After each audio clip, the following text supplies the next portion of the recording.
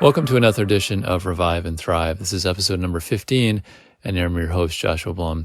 Today's episode is brought to you by the letter O, which stands for O-ring. I'll talk about what that means in just a second, but if you're new to us, or if you've listened before, just as a recap, this is a podcast all about physician burnout, specifically for physician fathers, and we've been going through the alphabet one letter at a time. Each letter is encapsulated by a particular concept that relates to this topic, one topic per episode, with the idea that it's a little bite to get you kind of settled into the weekend, something to think about, and the episodes come out on Friday. With that, some small actionable step or steps to take to combat an increasingly prevalent problem in medicine. It's a little bit different for fathers just because of some things that we've been talking about. What we're going to be talking about today and why O stands for O-ring is about this idea of being expendable. So I want you to picture an O-ring or a gasket. If you think about, if any of you worked on engines, if you think about machines in general, especially anything with fluids or gas, it depends on things being airtight, right? And so you need these little things that basically deform in order to make a seal. Now, in some cases, the seal is actually put on after the fact. It's like, if you ever used caulking or anything like that, it's put on there. But if the seal comes off, not only does the machine doesn't work, but the seal itself, the gasket itself, is destroyed. If you think about what a gasket does, it's a little piece of rubber generally, or some other similar kind of material that gets compressed.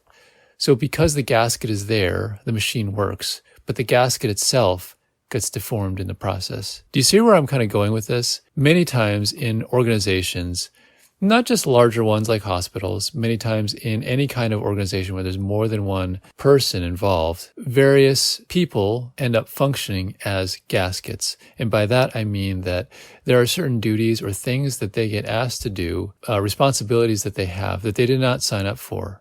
Someone else probably is better qualified. Someone else is probably more appropriate to do that job, yet there is no one else to do it. So a good example would be secretarial work or case management in a healthcare setting. So there are lots of people that are looking for work that probably would be better suited to work at the front desk, do scheduling, answer emails, do things like faxing records, handling refill requests. And sometimes those things take training. Sometimes they don't necessarily take extensive training. But if you have a physician doing those things, which happens in a lot of places, that is not a particularly good use of that person's time, education, or resources, but it happens a lot. And if if you have a private practice, you end up doing all that stuff anyway. So it's not that it's sort of like a thing that's you're above those sorts of things because of your education or your training or whatever. No, it's just because that there's only a certain amount of time and there needs to be some division of labor, right? But if you think about how a lot of organizations work, especially let's look at academic places, they have the salaries and things like that may be fixed. They have a certain amount of money that they're allotted to budget for various things, and they're probably not going to budget it for support staff, unfortunately. So in many places like that, I certainly know almost all places that I've worked, support staff, they're the first to get cut. There's often high turnover, and these are positions like front desk staff, schedulers, case managers. It happens a lot where those people are not valued for the contribution that they give. And so they're often not paid enough, or they're not given full-time work, they're just given part-time work or whatever. So when those people leave or there is no one to fill those positions, then everybody else has to pick up the slack. So one of the things, and I think this actually probably would make a great title of a book, don't be the O-ring or don't be the gasket. In any organization, and there's going to be this creep where you get asked to do additional things. You get asked to do, this person's not here. Can you cover them? And in some cases, that's just being collegial. That's being a team player. But then it starts to be like, well, can you take on this particular thing, this additional duty that really probably could be a part of a full-time job, but then let's just sort of share the load. And so when people get put in those situations, especially where they can't really say no, we talked about saying no and advocating for yourself in previous episodes. It's just this extra compilation of stuff that you got to do. In many cases, you're not being compensated at all for that. It's just one additional thing you have to do.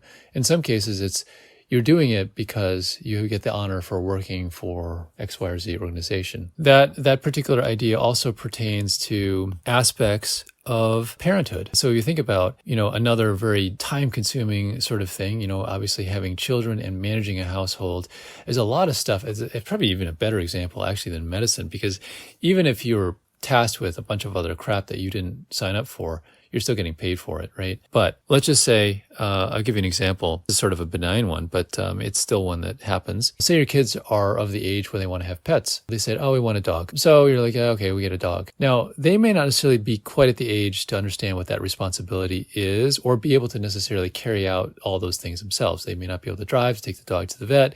They may not be able to afford food, blah, blah, blah, all these other kinds of things. So it ultimately will fall to parents. And if kids get sick or at school or whatever, they go away for camp, it's going to fall to someone who's at home. And is that parent, do they have time to take care of that dog? Maybe, but also maybe not.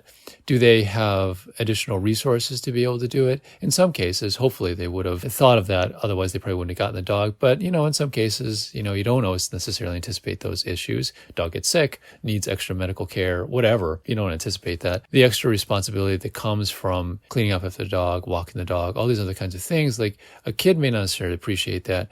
A parent may not necessarily appreciate that initially either, because maybe they've never had a pet like that before. But then where does that responsibility fall to? It ultimately falls to the parent, right? Another example might be sports. I'm recording this in the fall. So many parents are, they're doing what we're doing. Taking the kids to, soccer or swimming or these kinds of things like that. Kids will say like, I want to do this. I want to be on this, the soccer team with my friends or whatever. And it probably costs something and you got to get some equipment and that kind of stuff like that. But it usually involves driving, shuttling to and from practices and games and meets and all that kind of stuff like that. Initially, the child may figure that, this is going to be a lot of fun. But once they kind of get into it, they're like, ooh, this takes up a lot of time. I don't really feel like doing it anymore. And as a parent, you may have this inward conflict going because you may not want to do it either. But on the other hand, you kind of want your kids to learn that, okay, if you're going to sign up for something, and we already devoted some time or expenses to this thing, then you should at least follow through on it. You should try to go to the games. You should at least, show up for practice. So those kind of things like that, because now it falls to you. And do you have the time or energy to do that? You may not. Maybe a more benign example of this sort of gasket idea where sometimes we'll get tasked to do things that we didn't sign up for. I think chores are a big one. Division of labor is a source of so much conflict in a lot of relationships. Being a psychiatrist, people often talk about the issues that they have with their significant others, whether that be family or romantic partners or whatever. And it is uncanny how often it comes down to just division of labor in terms of household stuff that they got to do, even if children are not necessarily involved. Often, I did this, you didn't pull your weight, and all these kinds of things like that. So it's just huge. That and money, I guess, would probably be huge sources of conflict in relationships. When one particular partner starts to take on more than what they feel is, or what actually is more than their fair share of work, they're kind of functioning as the O-ring. When they take on more than their share of the dishes, the cleanup, the bedtimes, the drop-offs, the pickup, all those kinds of things like that.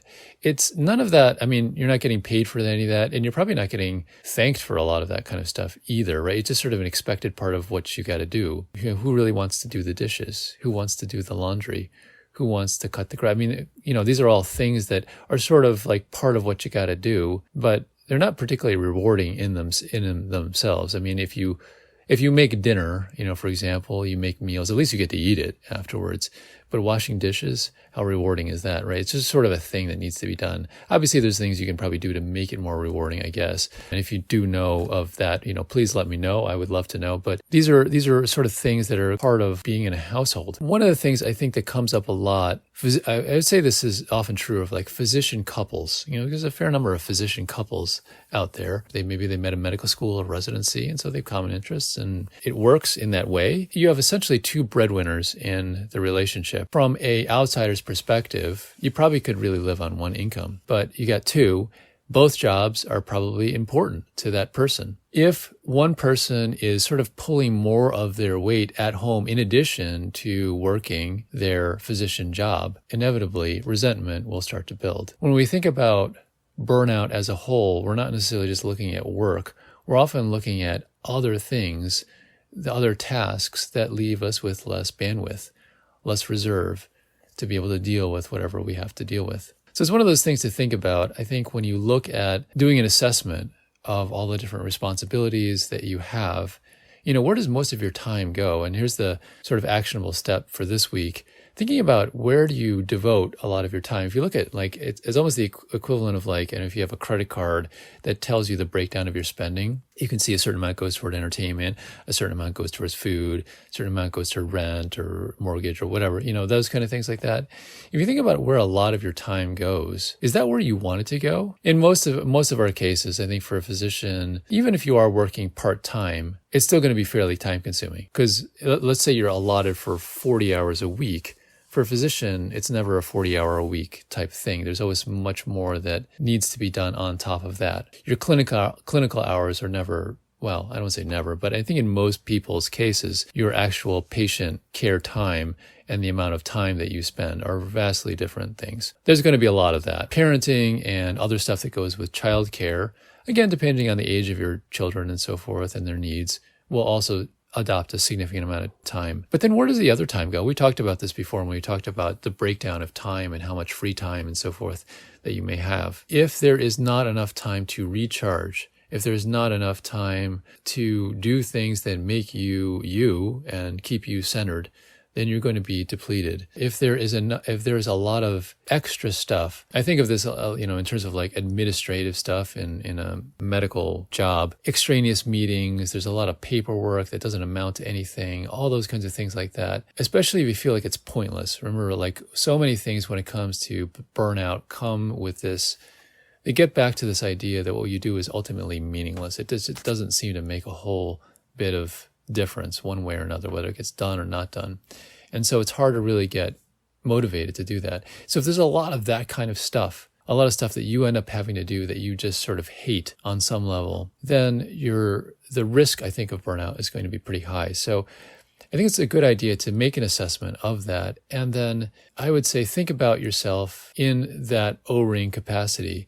The next time someone says we really have to pick up the slack for either someone who left or whatever, I personally don't think it is a bad thing to be a little bit difficult, to say why? Why are we responsible for doing that?